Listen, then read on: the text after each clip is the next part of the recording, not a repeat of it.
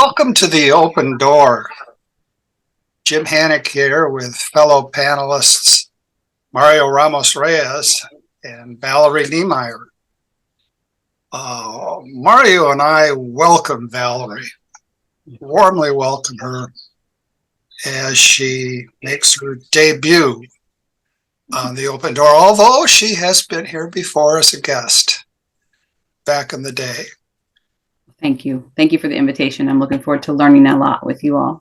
Well, we've got nothing but learning to do, so you're in the right group.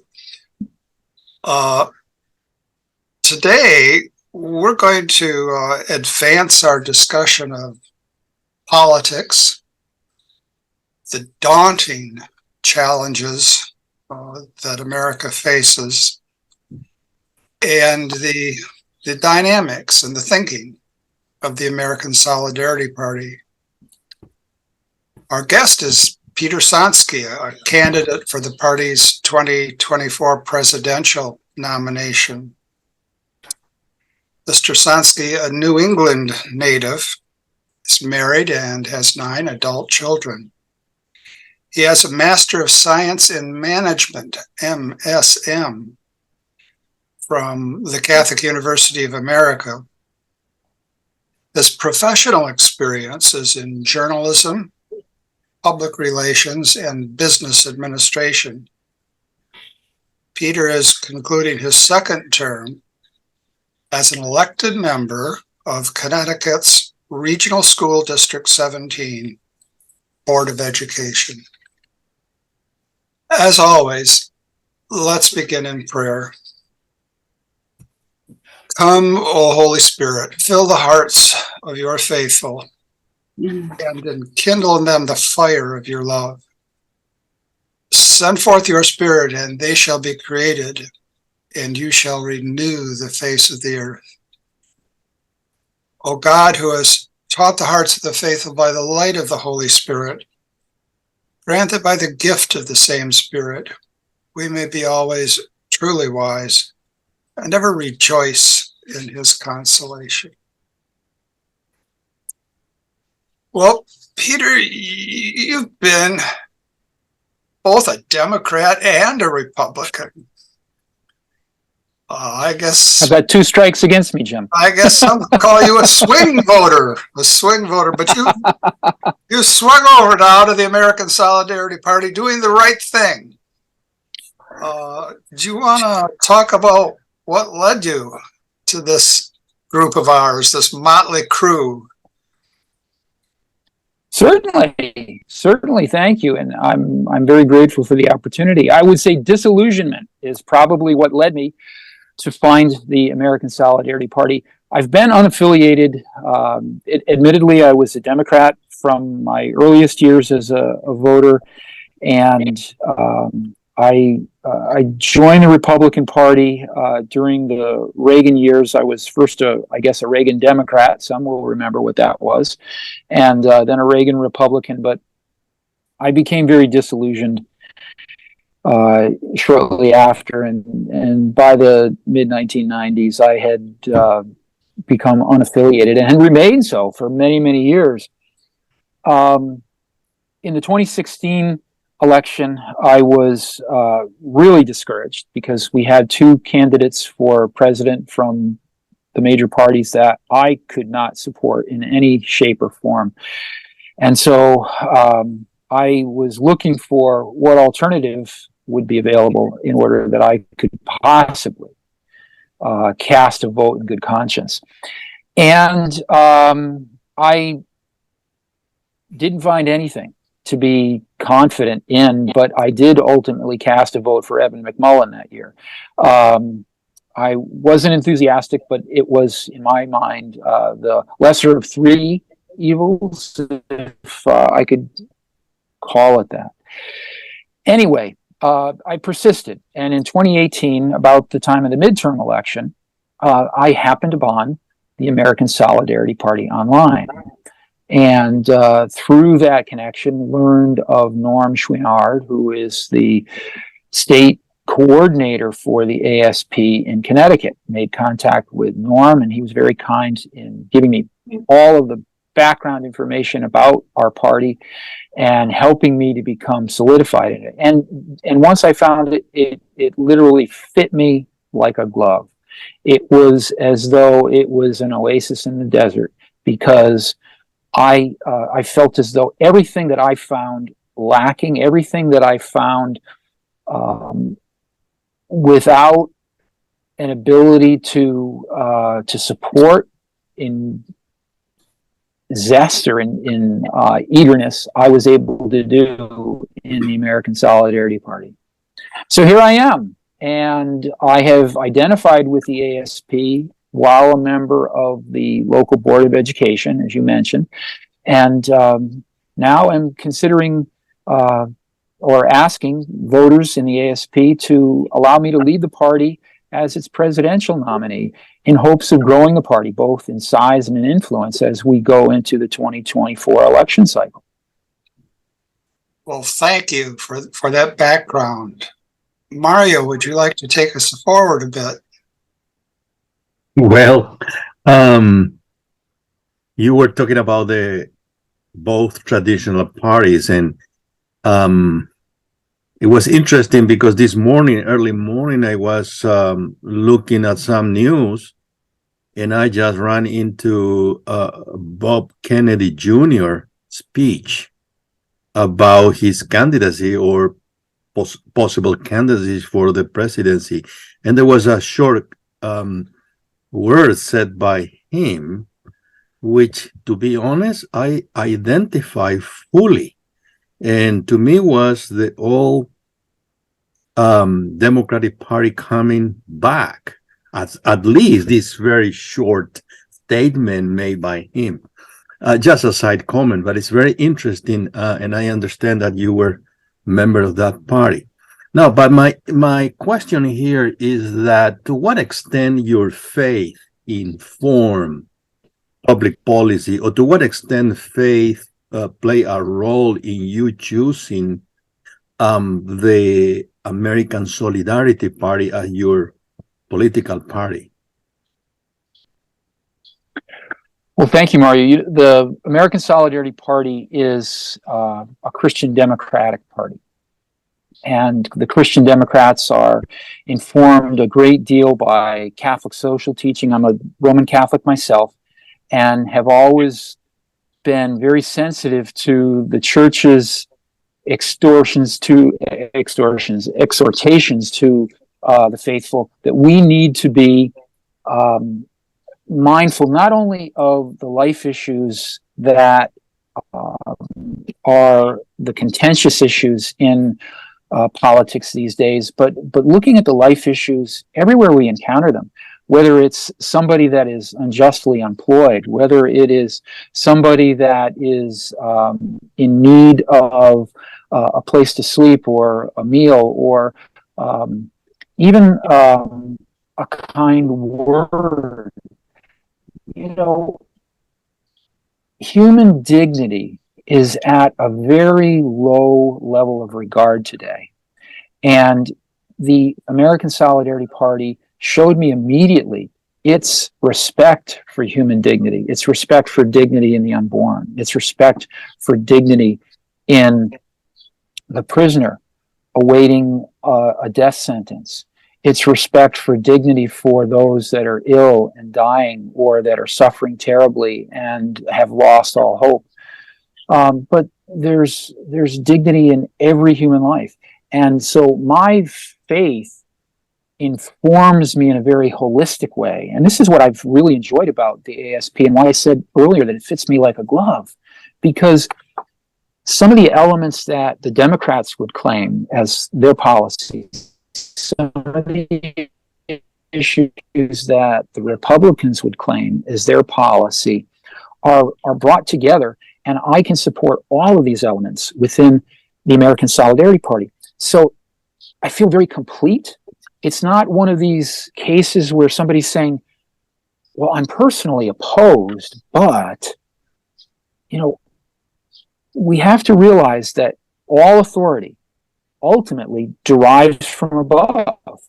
And that's what Christ told Pilate, right? You'd have no authority at all if it didn't come from you, from my Father in heaven. So I see that whatever civic power we have and whatever civic power that the government justly exercises is only given to us because God created us and God entrusted us with that responsibility here. So my faith helps me to understand that we need to put people first, respect their dignity, and do so in a way that is going to create a greater respect for all facets of human life. Thank you. Valerie? Yeah. So speaking of all facets of human life, one of the facets that we all have to embrace of our life is suffering. And so in Connecticut, there's been a concerted effort to legalize assisted suicide. And for some people, of course, they might see that as a work of mercy, Where have you, how have you engaged with that issue, in your state? How have you worked to affirm the good of not just life, but, the facet of suffering in our journeys as humans?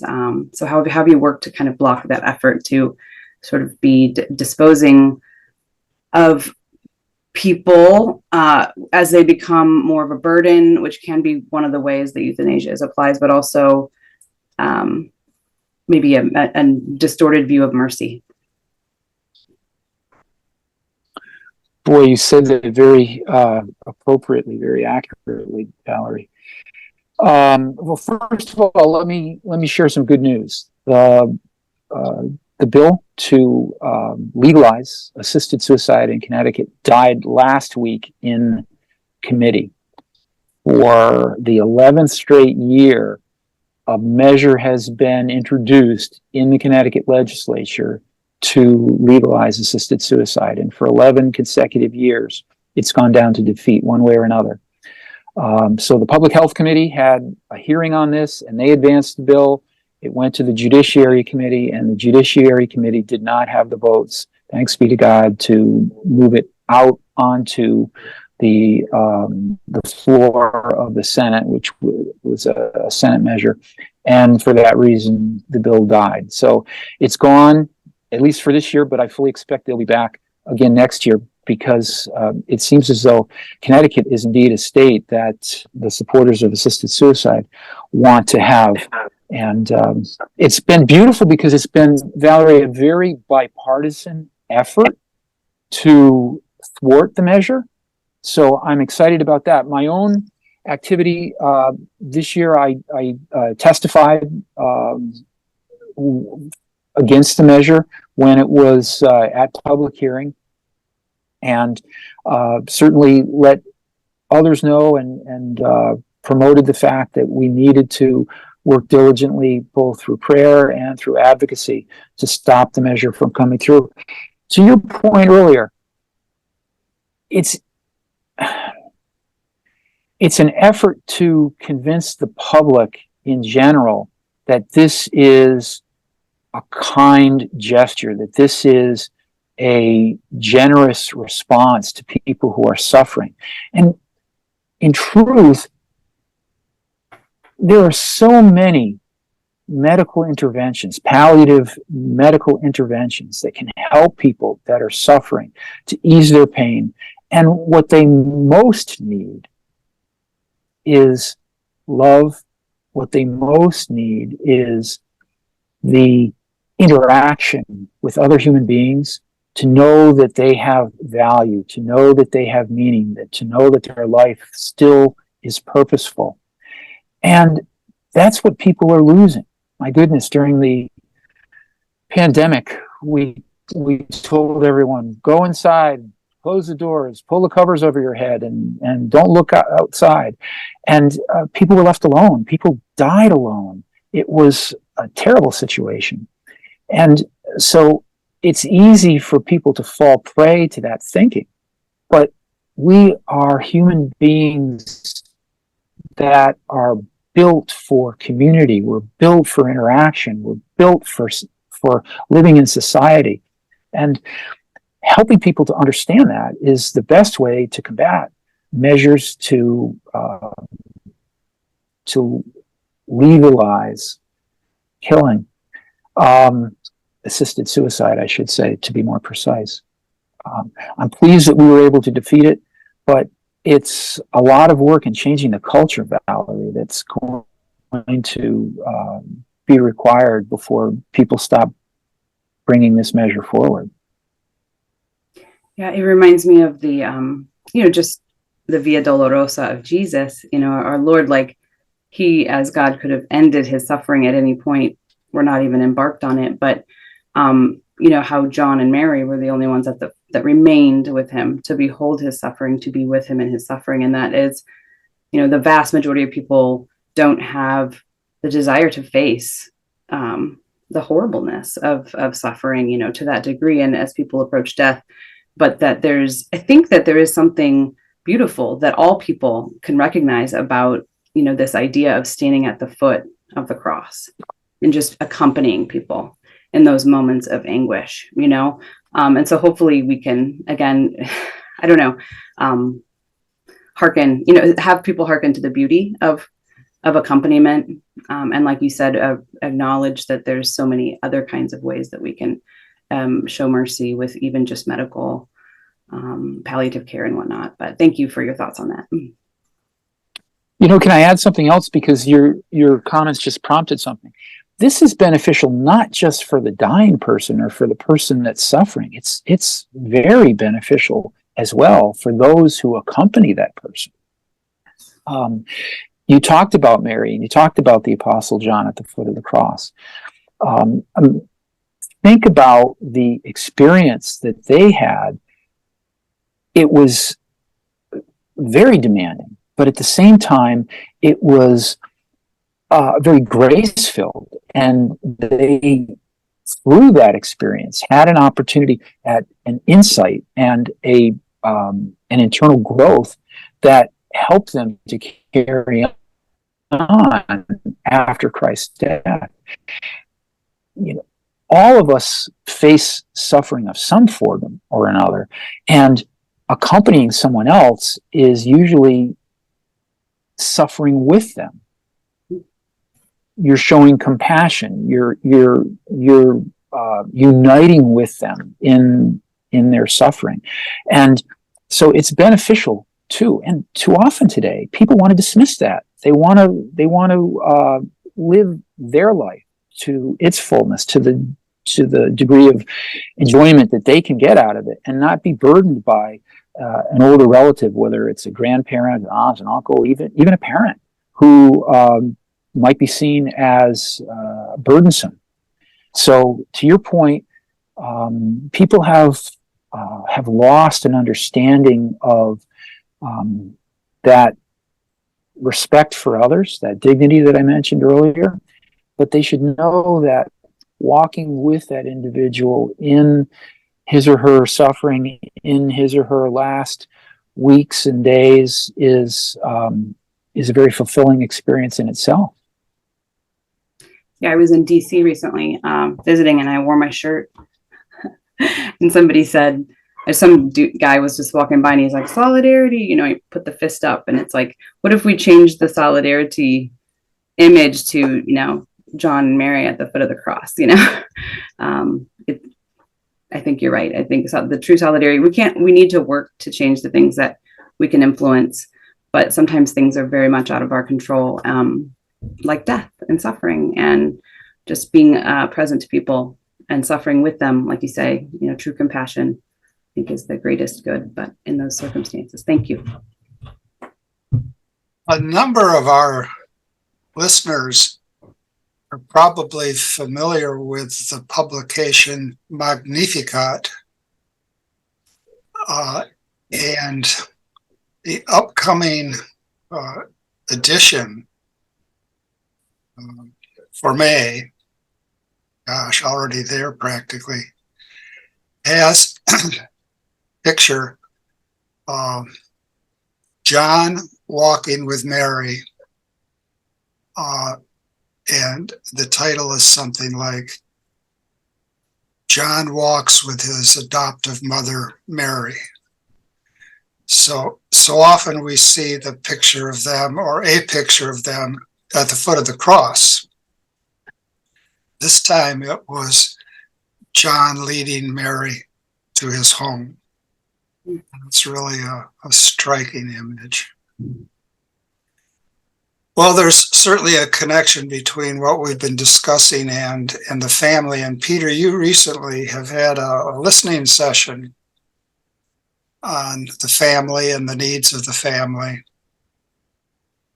What are some specific concrete initiatives that you would advocate for addressing family needs?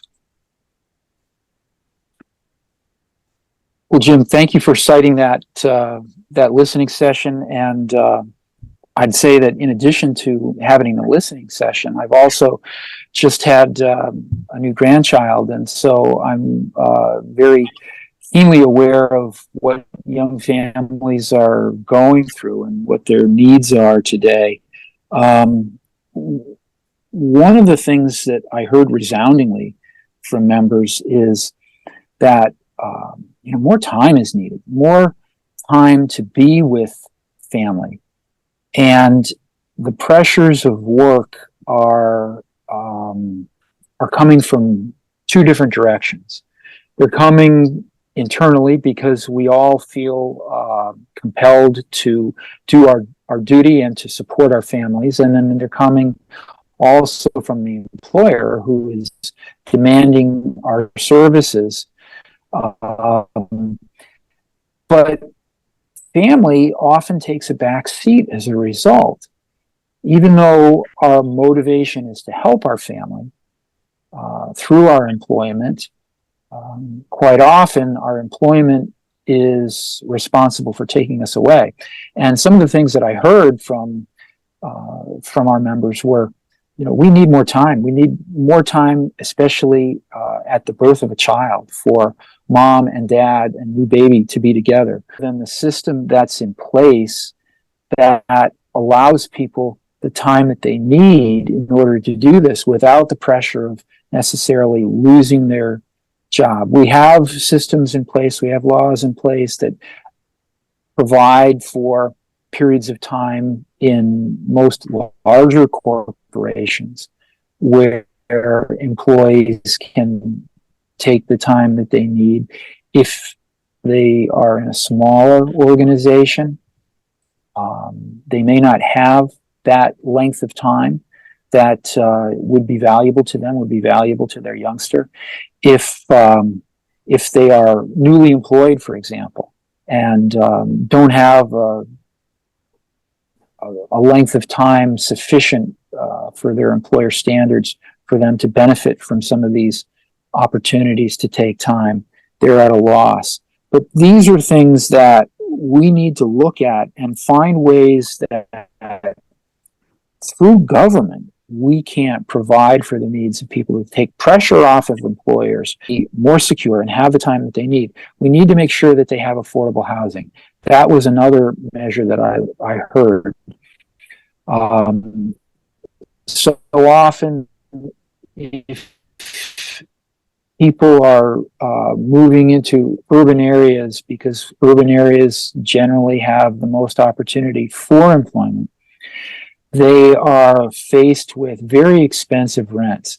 I know that just outside my door here, there's during the pandemic been a brand new building that was built, begun before the pandemic, but continued through the pandemic. And now many of these units are empty. It's a very expensive complex.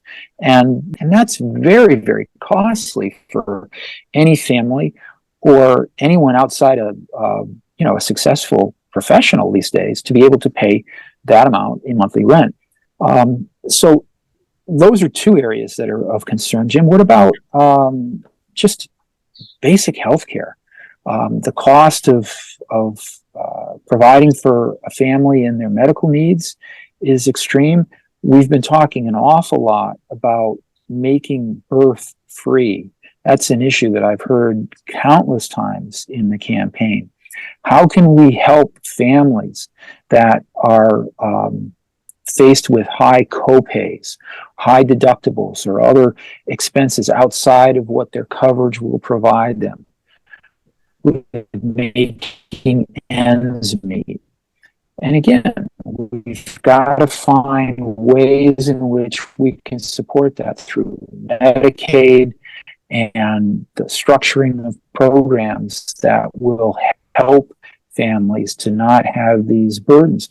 After all, we talk about abortion and we look for ways to make abortion illegal, but the pressures that women face don't go away if abortion is illegal. We've got to find ways that we can relieve those pressures. And some of the biggest pressures they face are the cost of both carrying a child to term and then welfare throughout the formative years of life, and of giving people confidence that they can do that. They can, and the support is there, but the understanding of that is not always there. We need to do a better job. Thank you. Mario, what next? Well, you were talking about certain issues or of life, abortion and things of that nature. And also proposing some political initiative in order to address those issues. But on the other hand, it seems to me, I may be mistaken, that these issues come from outside politics. In other words, the culture is beyond reach in many ways.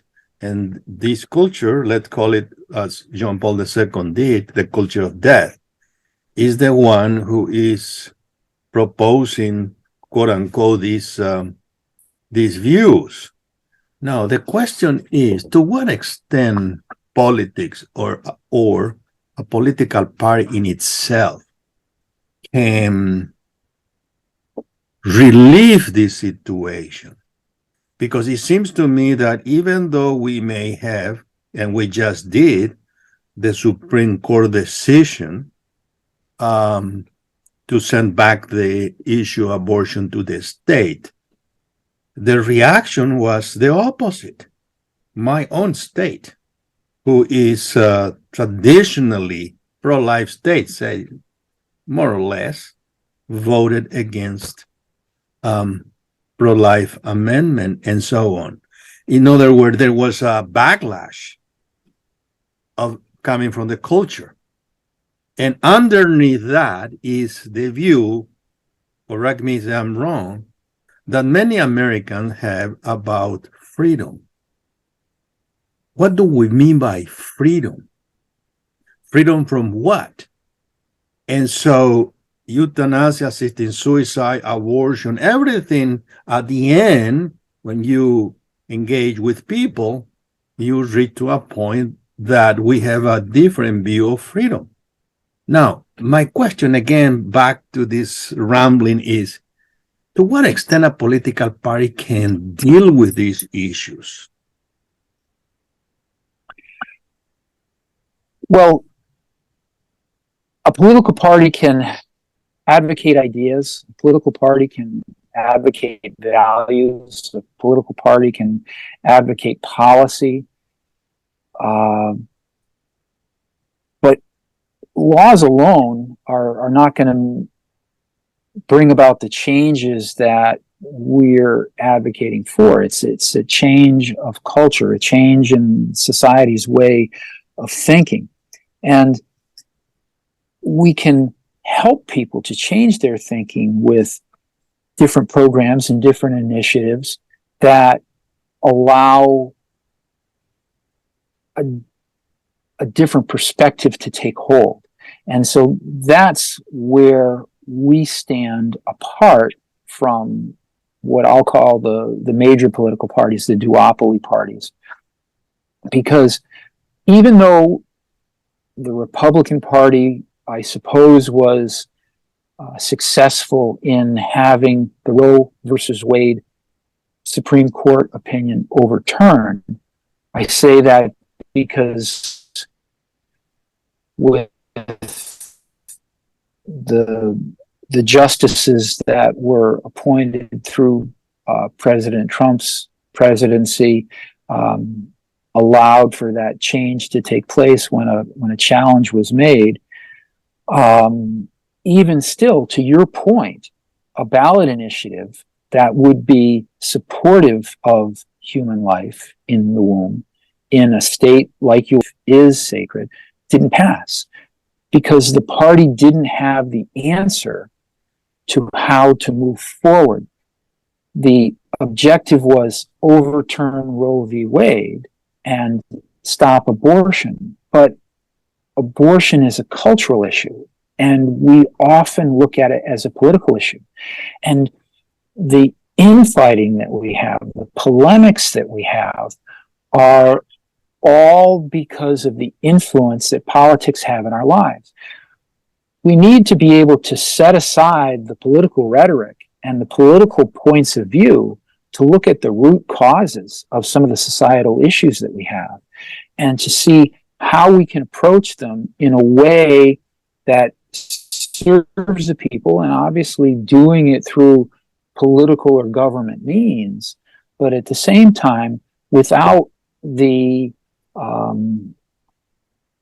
political bickering and political infighting that is so common. I know that there are many people in the Democratic Party who are advocates of human life that oppose abortion, but their party itself is very staunchly invite them to look at the ASP and look at its positions on the issue of human life and human dignity, and let them know that there is a party that supports their values, supports their views in both the life issues as well as in the social justice issues, in the advocacy for the poor, as a party. And as I said earlier in response to your question, Maria, we're a Christian Democratic Party, and all that comes to us in the way of our understanding has come to us through Catholic social teaching. It is all harmonious. There's nothing there that's in conflict. For example, I think it's hypocrisy for a legislator to say, we need to get rid of guns because they're killing students in school, and in the next breath to say, but we've got to support a woman's right to kill her baby. The life that is lost in the womb through abortion could have been that same life that was at risk in school that you are now claiming that you want to protect. I find that intellectually dishonest. And that's why I said that the ASP fits so much like a glove, because everything is holistic. Everything is complementary. There's no contradiction in the things that this party stands for. There is not a perfect political response to all of our cultural issues, but if there is a party that I think has the best starting point of all of them, it's the ASP. I'm glad to be here. Thank you very much, Valerie. Yeah, I agree with you that I think everybody's suffering from a lot of cognitive dissonance, and fragmentation. Not everybody, but I think that's a kind of an epidemic. And I think everybody's hungry and thirsty for an integrated vision, for a reconciliation sort of between all these fragmented values really that contradict each other. And so I thank you for believing in just the power of being a voice that we have as a party.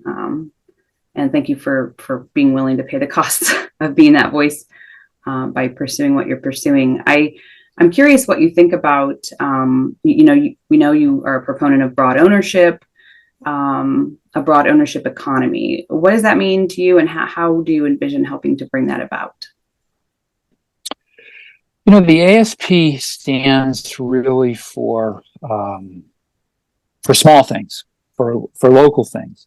And an ownership economy is one in which everyone has a role in ownership. And I don't mean just owning a piece of stock. I mean owning the elements of production.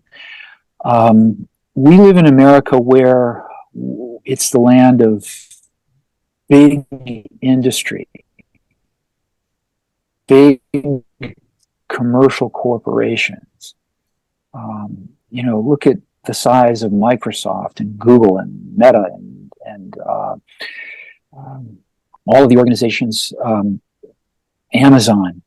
They've grown so exponentially, and what's happened is people have become minimized all the more as a result of this corporate growth, and now they just lay off people at the blink of an eye without any thought for the consequences. If you have an ownership economy, Valerie, you have a relationship between the individual himself or herself as a contributor to the output of that particular company, whether it's manufacturing or whether it's providing some sort of goods and services. That person has a personal stake.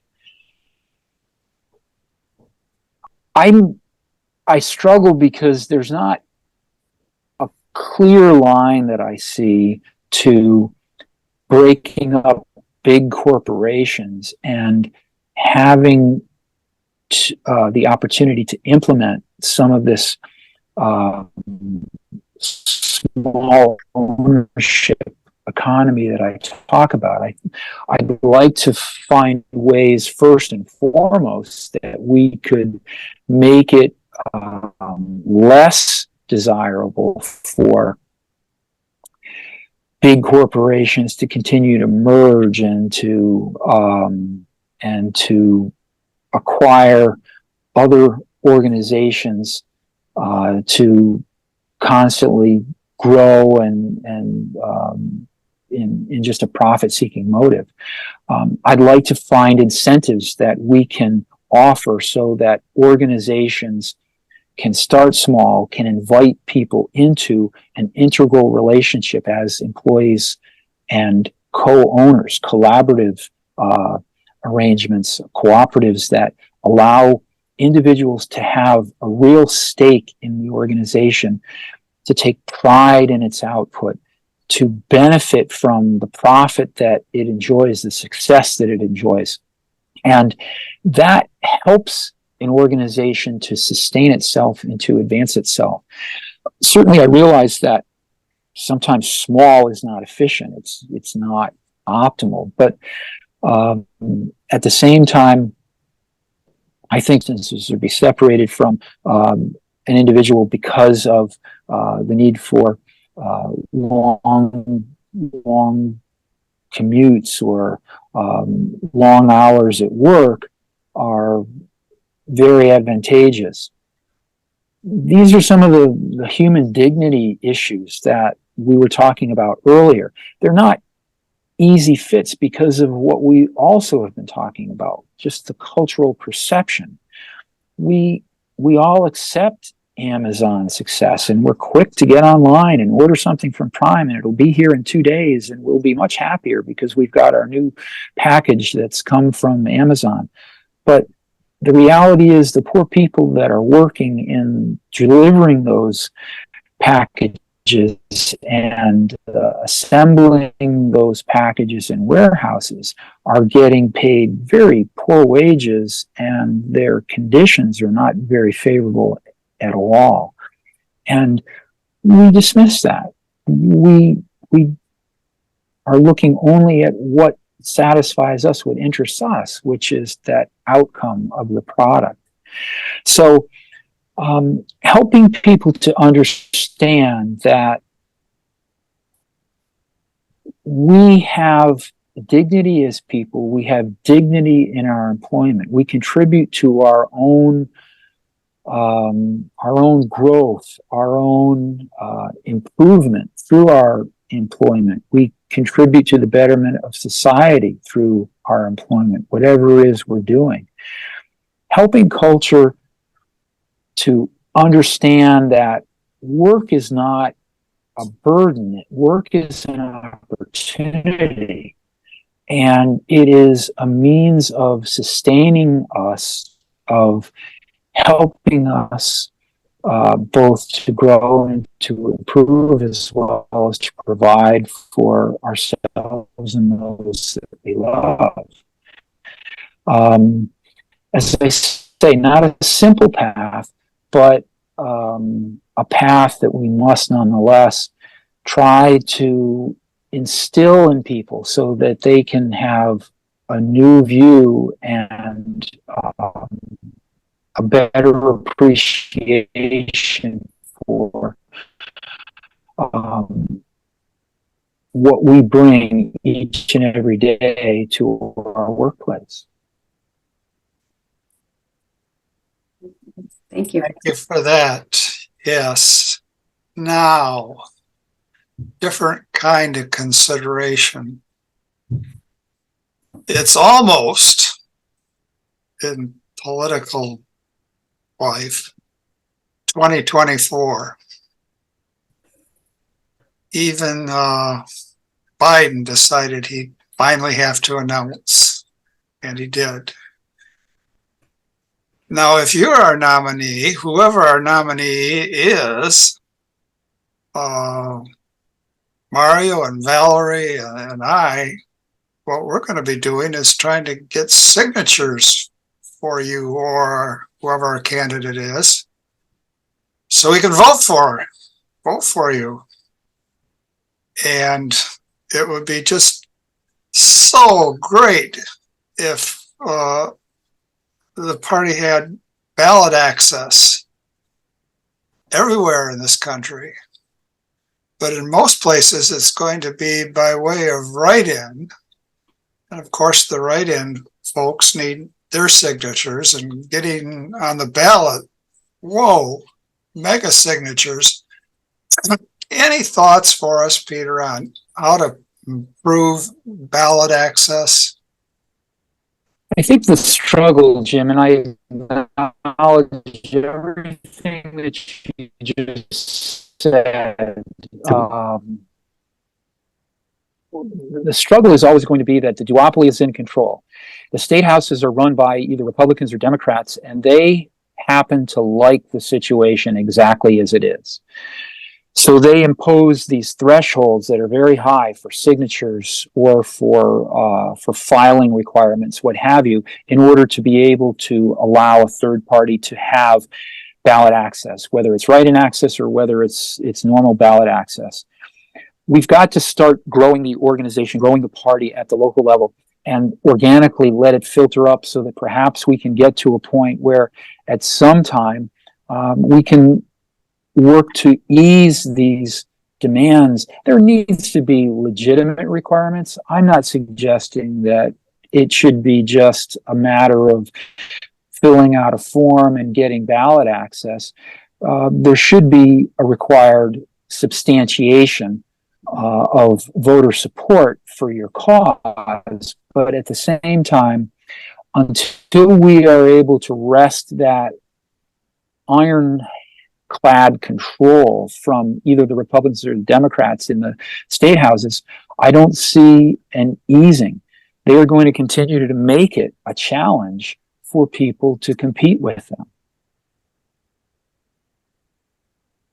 Well, you often hear the expression, it's better to light a candle than to curse the darkness. And The Christophers. Actually, I'm in favor of doing both. And I could say, let's take a 2-minute break to curse the darkness. but we can do better. We can continue to light some candles. Mario, what next? Well, in your efforts to grow a party like the American Solidarity Party, how can you reconcile or avoid, let's say, academic flight or fancy and the dumbing down of contemporary political discourse? Boy, I don't have to worry about that much in the American Solidarity Party. First of all, I think people are coming here who are very thoughtful, who are typically very well educated, and who are extremely committed in their political ambitions. And you know what else is fascinating is that the ASP has a very unique amalgamation of members. They're attracted both from the right and the left, typically, more of the center right and center left, but at the same time, coming from potentially different backgrounds like I did, in an effort to try to find a place that they can accomplish what it is they truly want to accomplish without having to forfeit something else. And that's the case, I think, of so many voters on the Democratic side or on the Republican side, is that they can identify with certain issues and they have to hold their nose and deal with other issues that their party puts forward that they don't prefer to support, but realize that to them, at least, it's the best option. I don't worry about some of the things that you cite, Mario, because the people that I have encountered in the ASP have the same points of view as I do. And as I say, they're both very thoughtful and very committed. And I think the fact that there is a little bit of that tension that results from some being a little bit on the right side of the aisle and others a little bit on the left side of the aisle, is helpful, because it causes a real honest dialogue. And the people in the ASP are good listeners and open to points of view that are contrary to their own. So, Peter, you said that you identified with yourself publicly as an official, an elected official, with the American Solidarity Party. So you've been engaging with people outside the party who may not have the kind of thought, they not be in tune to the kind of the currents of thought that people in the party are. And one of the major concerns or criticisms we've had in the party through the years is that we are too academic, we're too kind of abstract or academic in our discourse. How have you seen that play out with the more general population in your area, between yourself and them? Valerie, sure. I'm sorry to interrupt. Oh, no. I think that most people are dubious when Maybe turn off your video. You're getting introduced to them the party and its positions, because it doesn't make. Yeah, and if you could go back, and you said you found that most people, because it was kind of hard to understand that bit. I'm sorry, Valerie. I'm trying to. There we go. Okay. So I find that most people have difficulty in appreciating the nature of the party's positions, because they are not. They're not following the pattern of the two traditional parties, and so they're dubious. They're cautious at first, but when I explain to them how all of these things are so closely supportive of one another, like the life issues, it begins to gradually take effect. It's slow, but the realization is there. It's almost as though people have to be attracted to the ASP through their own curiosity. I find quite often when you're trying to reach out to people and giving them something that is so foreign to what their experience has been, that they're much more cautious, they're much more apprehensive. But when they discover it on their own, as I did, and then seek to learn more about it, it happens with some enthusiasm. So I don't know that that's a perfect answer to your question. I think that you have to persevere in helping people to fully appreciate the party's existence and its posture, but at the same time, allow them to come to an acceptance a bit more on their own than through complete persuasion. Peter, we've got time for one last question. You've noted that St. John Paul II has had a strong influence on your political vision. Could you give us some particulars there? Oh, yes. Thank you. Well, John Paul II was the Pope during much of my adult lifetime, Jim. And he was, as many probably know, a philosopher in as much as he was a churchman and ultimately a pontiff. He was a big proponent of the philosophy of personalism. And I studied philosophy in college at CUA, Catholic University of America. And personalism is that strong belief that I've been talking about throughout our conversation today in the value, the worth of human life, the dignity of human life. And Wojtyła saw something still more than that, and it goes a bit to what I was sharing with Mario about how humans are co-creators of themselves, if you will. We have an ability to improve ourselves, to advance ourselves, both in learning as well as in holiness and working for our own personal sanctification. So Wojtyła's view of this was really that each individual had a calling to work in cooperation with the Creator to create himself or herself, and then to contribute to the larger of God's creation. And, we as human beings have that dignity, made in the image and likeness of God, God the Father, who is Creator. So we partake, I suppose, in that nature through Wojtyła was thinking.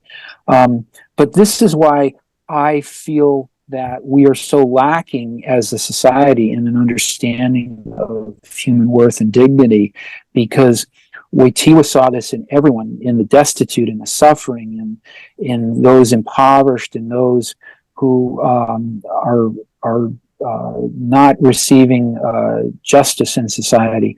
And he had a great appeal, especially to people who are on the margins. He was a tremendous inspiration to me, and I'm so glad that he's now ranked among the saints, because he's an example that I feel we need for our times. And what a champion of solidarity. Indeed. Yeah. Yes. Overturned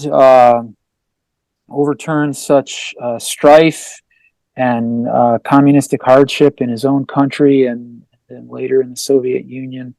Yes.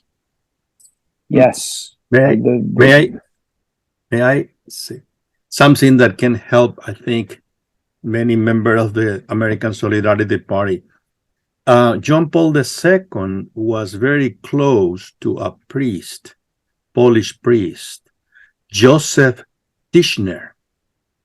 He wrote a book whose title was or is Ethic of Solidarity.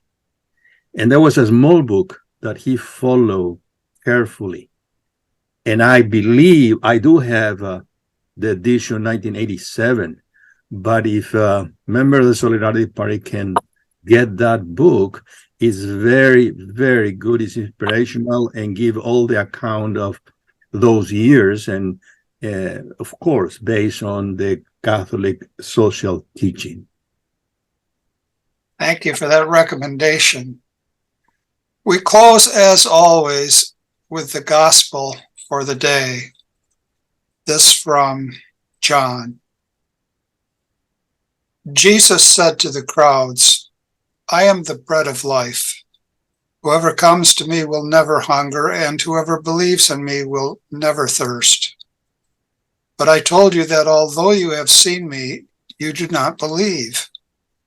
Everything that the Father gives me will come to me, and I will not reject anyone who comes to me, because I came down from heaven not to do my own will, but the will of the one who sent me. And this is the will of the one who sent me, that I should not lose anything of what he gave me, but that I should raise it on the last day.